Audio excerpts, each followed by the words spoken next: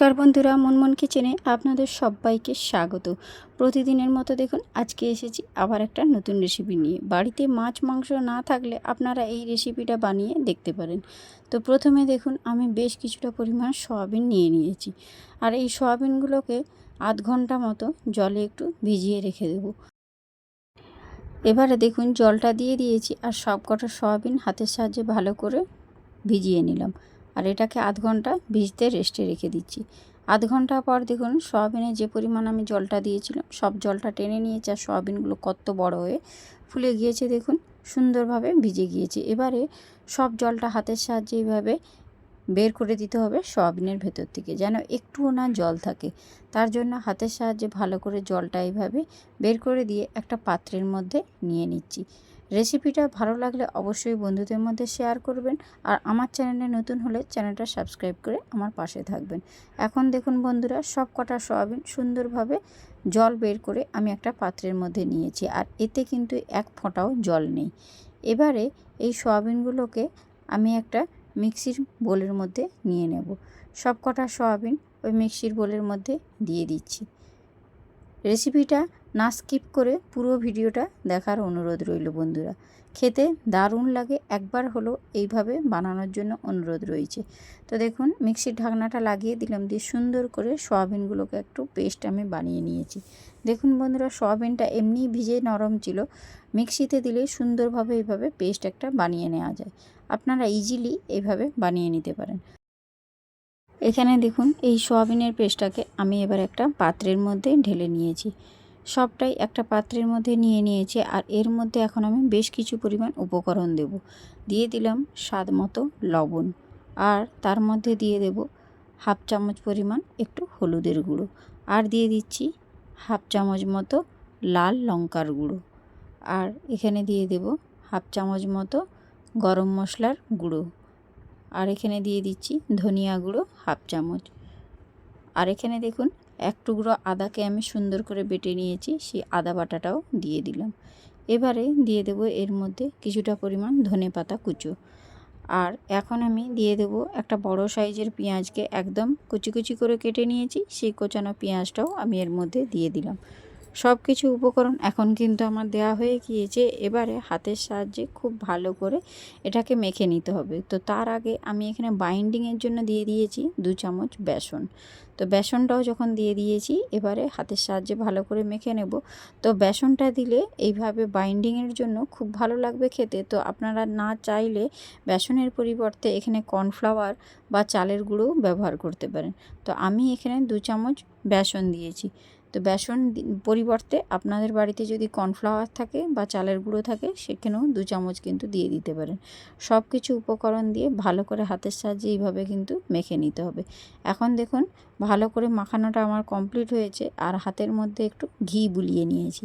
ঘিয়ের ফ্লেভারটা খুব ভালো লাগবে, তার জন্য ঘি বুলিয়েছি। তো চাইলে আপনারা এখানে এমনি রিফাইন তেলও বুলিয়ে নিতে পারেন। আর এভাবে দেখুন হাতের মধ্যে গোল গোল করে সুন্দর চ্যাপ্টা চ্যাপ্টা করে নিচ্ছি। আগে প্রথমে গোল করে নিচ্ছি, তারপর হাতের মধ্যে চাপ দিলে এইভাবে দেখুন চ্যাপ্টা হয়ে যাবে। এই রকম করে আমি সয়াবিনগুলোকে বড়ার আকার বানিয়ে নিচ্ছি। তো আপনারা আপনাদের পছন্দ মতো শেপ দিয়ে দিতে পারেন, চাইলে এইভাবে এর গোলগুলো কিন্তু রাখতে পারেন। তো আমি এইভাবে একটু চ্যাপ্টা চ্যাপ্টা করে বানিয়ে নিলাম। এভাবে একটা একটা করে দেখুন বাকি সবগুলোই আমি বানিয়ে নিচ্ছি। আপনারা চাইলে আপনাদের পছন্দ মতো শেপ দেবেন। আর এখানে দেখুন এইভাবে যদি সয়াবিনটা বানিয়ে নেন, খেতে খুব ভালো লাগবে। একদম ইউনিক স্টাইলের একটা রেসিপি। হয়তো বাড়িতে মাছ মাংস নেই, কী রান্না করবেন ভাবছেন, একবার সয়াবিনকে এইভাবে রান্না করে দেখুন, একদম ইউনিক স্টাইলের, এবং খেতেও কিন্তু দুর্দান্ত লাগে। সব কটাই দেখুন একই রকমভাবে বানিয়েছি। দেখতে কত সুন্দর লাগছে না? কেউ বুঝতেই পারবে না যে এটা সয়াবিন দিয়ে তৈরি। তো এইবারে দেখুন গ্যাসের উপর আমি একটা ননস্টিক কড়াই বসিয়েছি, আর তার মধ্যে দিয়ে দিচ্ছি বেশ কিছুটা পরিমাণে রিফাইন অয়েল।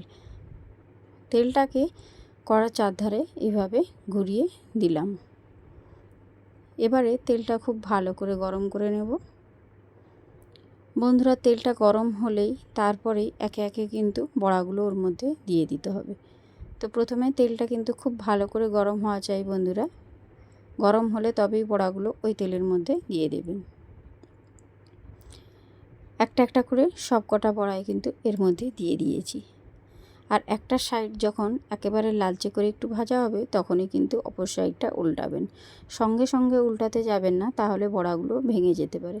একটা সাইড দেখুন একদম সুন্দরভাবে লালচে করে ভেজে নিয়েছি, তারপরে আমি অপর সাইডটা উল্টে দিচ্ছি। সব কটাই এভাবে উল্টে পাল্টে লালচে করে ভেজে নিতে হবে।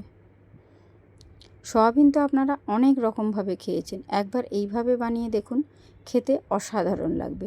বাড়িতে যখন কোনো সবজি নেই বা মাছ মাংস নেই, তখন আপনারা সয়াবিন দিয়ে এরকম একটা রেসিপি বানিয়ে নিতে পারেন। তো দেখুন আরেকটা সাইড যখন ভাজা হয়ে গিয়েছে, আমি আবারও উল্টে নিচ্ছি, আর উল্টে পাল্টে সব কটাই বড়া একই রকমভাবে ভেজে নিলাম।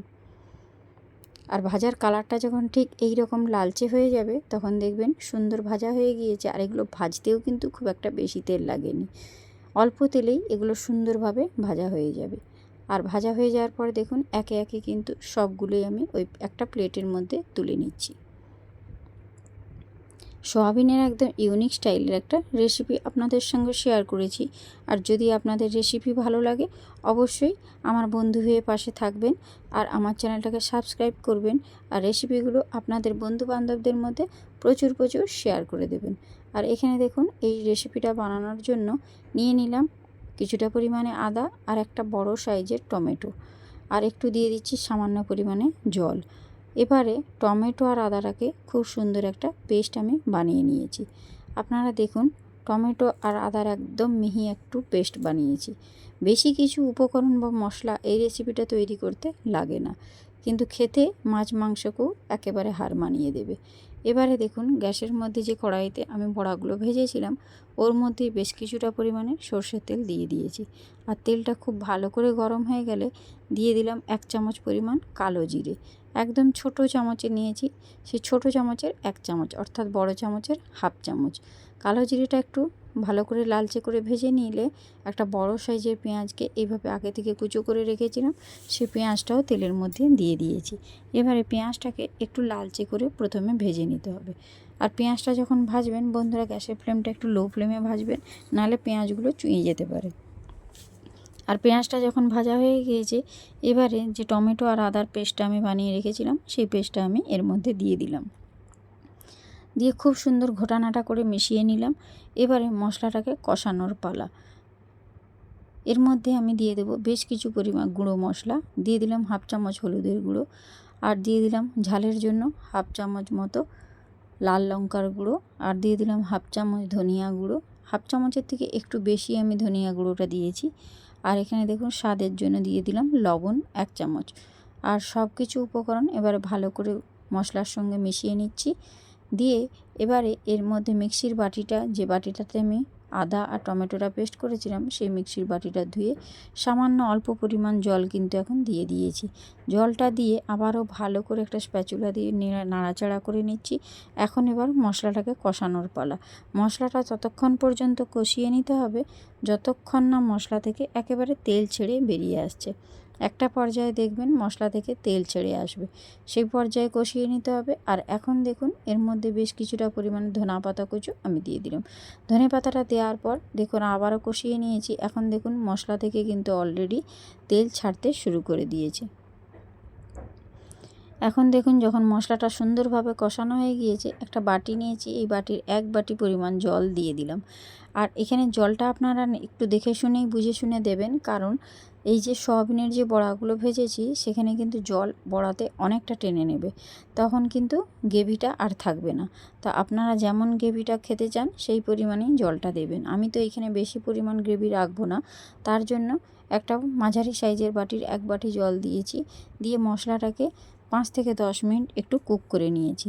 আর এখন দেখুন ভেজে রাখা যে বড়াগুলো ছিল একে একে ওই গরম ঝোলের মধ্যে দিয়ে দিচ্ছি। এখন যতটা পরিমাণ গ্রেভি দেখছেন এতটা একেবারেই থাকবে না, বড়াগুলো যখন ফুটবে জলটা কিন্তু অনেকটা টেনে নেবে।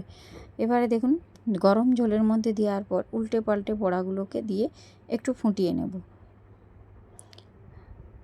5 থেকে 10 মিনিট একটু কুক করে নিয়েছি। দেখুন যে পরিমাণ গ্রেভিটা ছিল একেবারেই কিন্তু টেনে নিয়েছে। আর এখন দেখুন ওপর থেকে একটু গরম মশলার গুঁড়ো ছড়িয়ে দিচ্ছি, দিয়ে এবারে একটু ঘোটানাটা করে মিশিয়ে নেব। সয়াবিনের এই রেসিপিটা খুবই দুর্দান্ত খেতে। এটা আমার মায়ের কাছ থেকে শেখা। আপনারা একবার আমার এই রেসিপিটা ট্রাই করে দেখবেন, খেতে অপূর্ব লাগে। পুরানো আগেকার দিনের হারিয়ে যাওয়া একটা সয়াবিনের রেসিপি আপনাদের সঙ্গে শেয়ার করেছি। যখন বাড়িতে মাছ মাংস না থাকবে আপনারা এইভাবে বানিয়ে খেয়ে নেবেন, দেখবেন এক থালা ভাত নিমেষেই শেষ হয়ে যাবে। তো একটা প্লেটের মধ্যে সার্ভ করেছি, আর উপর থেকে দেখুন ধনেপাতা ছড়িয়ে দিয়েছি। কার কার আমার রেসিপিটা ভালো লাগলো অবশ্যই লাইক কমেন্ট করবেন। তো আজকের মতো আমি এখানেই শেষ করছি। তো টাটা, বাই বাই।